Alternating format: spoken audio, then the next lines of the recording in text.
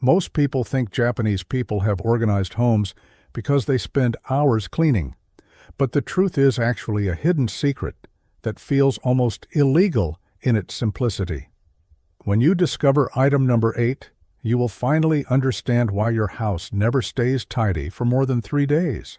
If you're tired of reorganizing the same cabinets, feel like the more you clean, the more clutter comes back, you're not alone. In the West, we are taught to buy more organizers to solve clutter problems. But in Japan, where apartments average 51 square meters, half the size of an American home, organization is not about storing better. It's about owning less. Today we will reveal 15 types of objects that Japanese people simply refuse to accumulate. And each of these items has a deep psychological and practical reason. It's not extreme minimalism. It's not forced detachment. It's an intelligent system based on a simple question. Is this object serving my life, or is my life serving this object? Why does this feel illegal? Because it goes against everything the organization industry tries to sell. You don't need more boxes. You need fewer things.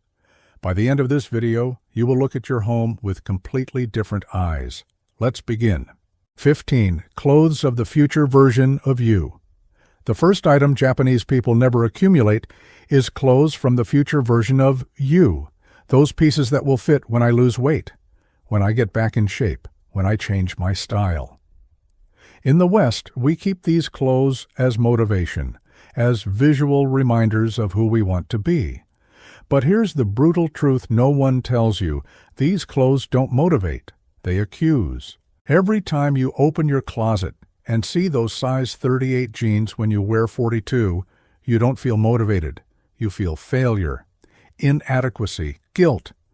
Japanese people apply the principle ima no jibun, the self of now. They dress who they are today, not who they hope to be tomorrow. Why does this work? Because it frees massive mental energy. You stop negotiating every morning between what fits and what should fit. Stop carrying expectations that generate constant frustration. Start dressing with what is real. Japanese behavioral studies show that people who keep only clothes that fit now report 40% less morning stress and choose outfits 60% faster. The hack: do an honest test. What doesn't fit comfortably now goes. No maybe, no when. Donate, sell, pass it on. And when your body changes, if it changes, you buy new pieces that celebrate who you are at that moment. This is not giving up. It's respecting yourself now instead of punishing yourself for the past. 14. Manuals of devices. You already know how to use. Japanese people don't accumulate instruction manuals. It sounds trivial, but think, how many manuals do you have stored for devices you've used for years? Microwave, blender, TV, old phone? The justification is always, I might need it someday. But when was the last time you needed it? The hack? Absolute digital rule. If the manual exists online, and 99% do, the physical one goes immediately, no just in case. Yes. Accumulated manuals create 3 problems. They occupy valuable drawers with dead paper. They create the illusion of organization. It's stored. It's organized. They generate search anxiety. Where the hell is the air fryer manual? Japanese people apply kanji kensaku, search when necessary. They trust that if they need it, they can find it online in 30 seconds. This frees entire drawers, literally. A drawer that was a graveyard of manuals becomes functional space for what you actually use. The principle is deeper. Stop storing information the world already stores for you. Manuals, expired warranties, instructions for discarded products. All of this is phantom weight. Keep only active warranties with proof attached. Only. The rest? Take a photo on your phone if you feel the need. Then discard. When you clear these manuals, you don't just free space, you free the mental load of things I should keep organized. 13. Packaging, just in case. Japanese people have a deep aversion to empty packaging kept just in case. shoe boxes, electronics boxes, special purchase packaging. In the West, we keep them thinking helps resale, organizes other things, might need for moving. But statistically, you don't need it. The hack, 90-day rule.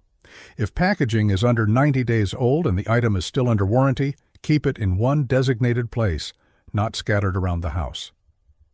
After 90 days, it goes. Always. Why 90 days? Because virtually all returns or exchanges happen within that period. After that, packaging becomes dead weight.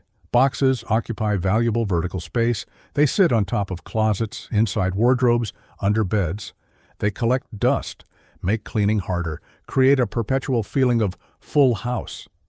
Japanese people apply kanketsu, completeness. Product was bought, used, integrated into life. The packaging fulfilled its function. It can go. But what about resale? You might lose 5 to 10% of value without the box, but you gain 100% of the space it would occupy for years. The math is clear.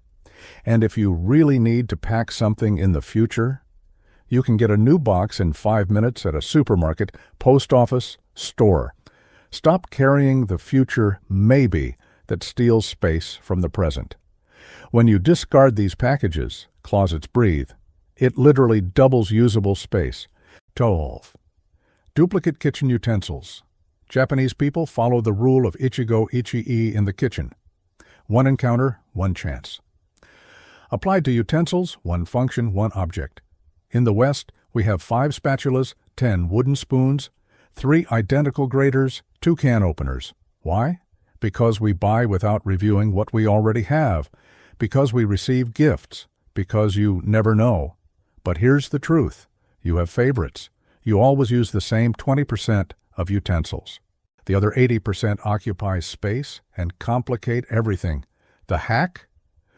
Brutal functional audit. Take every repeated utensil, keep the best, the one that works perfectly, is comfortable, that you would actually choose. The rest goes, not might be useful as backup, not keep it stored, it goes. Why does this transform the kitchen? Drawers that jammed now slide. You find what you need without digging. Doing dishes becomes faster, fewer objects to dry and store. Japanese people apply shitsurai, functional arrangement. Every object in the kitchen must earn its place by merit, not by being there. Studies in Japanese homes show that kitchens with single utensils save an average of 15 minutes daily in search and organization. Cooking stops being a battle with cluttered drawers. It becomes a fluid process where everything is accessible because there is real space. Fewer utensils, more clarity, less friction, art cooking becomes pleasure, not a task. 11 gifts that are not your language. This is emotionally difficult, but Japanese people do not accumulate gifts that don't resonate. In the West, there is massive guilt. Someone gave it with care, I can't discard it. So we keep objects we don't like, don't use, don't match. And every time we see these gifts, we feel weight. Not gratitude, weight. Japanese people apply kansha to ketsui. Gratitude and decision. Gratitude for the gesture. Decision about the object. The hack? Emotional separation. The gift fulfilled its function at the moment it was given. The intention was received. The care was felt. That already happened. The object is now just an object. And if it doesn't serve your life, keeping it does not honor the giver. It only accumulates guilt. Japanese people pass these gifts on. Donate, sell, redistribute, without drama. Often without even telling who gave it. Why? Because the care was in the act of giving, not in the object staying in your home forever. When you release these gifts, a deep relief happens. You stop carrying the silent obligation of keeping because I received it. Stop feeling discomfort every time you see it. Open space for what you truly love. This is not ingratitude. It's honesty. Respecting the gift is being thankful. Respecting your home is keeping only what serves. Gratitude and accumulation are different things. Not 10. Furniture. I'll fix someday. Japanese people have a golden rule for broken furniture: 30 days or it goes. In the West, we keep a chair with a broken leg to fix when I have time, a cracked side table that just needs glue, an unstable stool that still works. Months turn into years. The furniture stays broken. You keep avoiding it. The hack: execution deadline. It broke? You have 30 days to fix it professionally or DIY. Didn't fix it? Discard it. Why 30 days? Because if it's not a priority in a month, it never will be. Broken furniture creates 3 damages. It occupies physical space that could be useful. It generates constant mental pressure. I need to fix that. It accumulates dirt in inaccessible corners. Japanese people apply sokuketsu. Immediate decision. Either fix it now or free the space. There is no middle ground of I'll leave it there until I decide. When you remove broken furniture, the transformation is dramatic. Spaces breathe. Cleaning becomes 60% easier. No detours, no cleaning around permanent obstacles, and mentally you stop carrying invisible pending tasks. Fix the chair leaves your mental to-do list. Energy is freed for what matters. If the furniture's worth fixing, fix it this week. If it's not, accept it and discard it. Living with broken things is living in a permanent state of almost. That silently drains energy. 9. Beauty products that still have a little left. Japanese people are ruthless with half-used beauty products that nobody uses. In the West, we keep shampoo we don't like because there's still some left. Face cream that irritates, but it was expensive. Makeup in the wrong shade. I bought it, I have to use it. Result? A cluttered bathroom cabinet. You don't use any of it, but you don't discard it either. The hack? 3-month rule. A product you haven't used in the last 90 days goes. No exceptions. But there's still product left. Irrelevant. Having product is not a reason to keep it if you don't use it. Japanese people apply reverse mottainai. Waste is not throwing away what doesn't serve. Waste is keeping what you don't use, taking space from what you would use. Accumulated products create the illusion of abundance, but generate scarcity of clarity. You want that serum that really works? It's hidden behind 5 bottles you don't use. When you clear unused products, the bathroom transforms. You can see what you actually have. Morning routine speeds up. No searching through 15 options. Cleaning simplifies. Half the objects to move and put back. And you stop spending money buying because it ran out when you have 3 similar ones forgotten in the back of the cabinet. Keep only what you actively use. The rest? Donate unopened. Discard opened. Free space is more valuable than product you haven't touched in months. 48. The illegal hack. Papers without defined action. This is the hack I promised, the one that finally explains why your house never stays organized. Japanese people have a visceral aversion to paper without a defined action. Bill paid? Discard immediately. Old receipt? Take a photo and discard? Flyer? Read now and decide, or discard without reading. Note? Transfer to a system or discard. 0 paper waiting for a future decision. In the West, we create piles of "I'll check later." Piles become mountains. Mountains become stuffed drawers. Drawers become permanent anxiety. The hack that changes everything? 2-minute rule plus immediate decision. Paper reached your hand, requires action under 2 minutes. Do it now, requires more. Goes to a specific system, folder, app, calendar, requires no action. Discard immediately. Never, ever, under any circumstances, create a decide later pile. Why is this transformative? Because accumulated paper is accumulated pending tasks. Mentally, you carry each undecided paper as a ghost task. Japanese people apply shoribun, process in the moment. When you adopt this, something magical happens. Surfaces stay clear, drawers stay functional. Anxiety of pending things evaporates. You know you are on top of everything because nothing is waiting to be seen.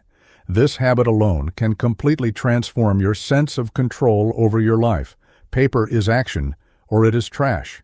Never later. 7. books you will never reread. Japanese people have a pragmatic relationship with books. If you won't reread it, don't keep it. In the West, there is a cult of books as sacred objects. I can't discard a book. Books are knowledge. But an unread book on a shelf is not knowledge. It's weight. The hack, reverse, tsundoku. Tsundoku is a Japanese word for accumulated unread books. Japanese people fight this fiercely. Rule: keep only books you actually consult, reread, that are an active part of your life. A book read once and never opened again? Pass it on. Let it keep teaching others. A book you bought and never read. Accept that you won't read it and release it. But one day I might want to. If that day comes in 5 years, you borrow it or buy it used for $2. It's not worth keeping an entire shelf for a 2% chance. When you apply this, shelves transform. They hold books that actually matter. Cleaning becomes simple. No need to remove 50 books to wipe a shelf. Space is for books you genuinely love seeing, and donated books fulfill real purpose instead of collecting dust. Japanese people respect knowledge by passing it on, not hoarding it. Knowledge lives by being used, not stored. 6. Decor that doesn't bring real joy. Japanese people are surgical with decor. If it doesn't bring kanso, quiet joy, it goes. In the West, we decorate out of obligation. An empty shelf looks poor. There has to be something on the wall. Everyone has a piece here. Result: a house full of objects you clean but don't love. The hack? 10-second test. Look at each decorative item. In 10 seconds, decide, does this object bring me genuine joy when I see it? Yes or no? Not, I liked it when I bought it. Not, it matches the decor. Not, it was expensive. Now. Today. Does it bring you joy? No? It goes. Japanese people apply intentional empty space. They understand that empty space is not lack. It is visual rest. When you remove meaningless decor, your home gains soul. You look around and recognize the space as yours. Every remaining object has a story, purpose, real emotional value. Cleaning becomes 70% faster. Fewer objects to move, clean, replace. And your home stops looking like a generic showroom. It becomes an extension of who you really are. Decor that doesn't decorate your life is just dust waiting to be cleaned. Keep only what makes you smile when you see it. 5. Obsolete electronics. 4 parts. Japanese people don't keep graveyards of dead electronics, old phones, chargers for devices that no longer exist, useless cables, broken headphones, glitchy mouse. In the West, we justify might serve as parts. Still works a little. Backup of the backup. Honestly, but honestly, when was the last time you used a 2015 phone for parts? The hack? Current generation rule. Keep only electronics and accessories from the current generation that you actually use. Anything older? Dispose responsibly at a recycling point. Cables? Keep one of each type you actively use.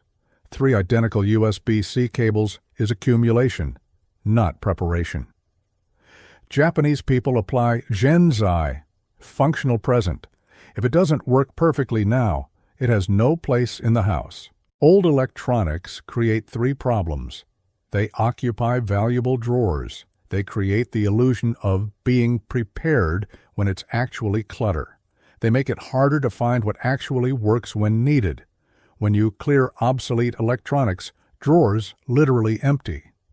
You find the charger you need in 5 seconds, not 5 minutes digging. And you stop carrying technological relics that will never be useful again. Technology evolves fast. Keeping old doesn't prepare you. It clutters you. 4. Excess bedding and towels. Japanese people follow a strict rule for household fabrics, minimum functional quantity. In the West, we accumulate towels because it came in a set, sheets that belong to my parents, blankets in case guests come. Result?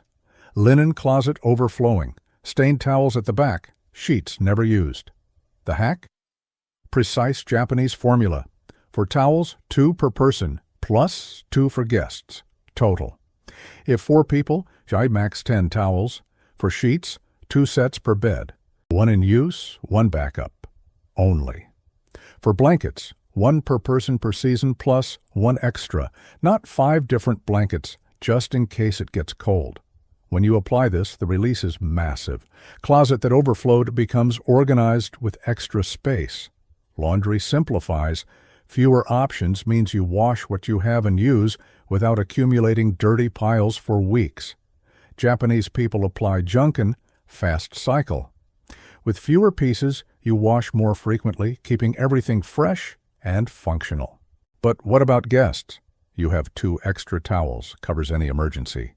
But what if it gets damaged? You buy a new one. You don't need 15 stored against the possibility of 1 tearing. Excess fabric is not preparation. It's clutter that complicates laundry and organization, minimum functional quantity, frees space, and simplifies routine. 3. Abandoned hobby materials. This hurts, but Japanese people are ruthless. Hobby materials you haven't used in 6 months? Go. In the West, we keep a guitar untouched for 3 years. Painting supplies used once.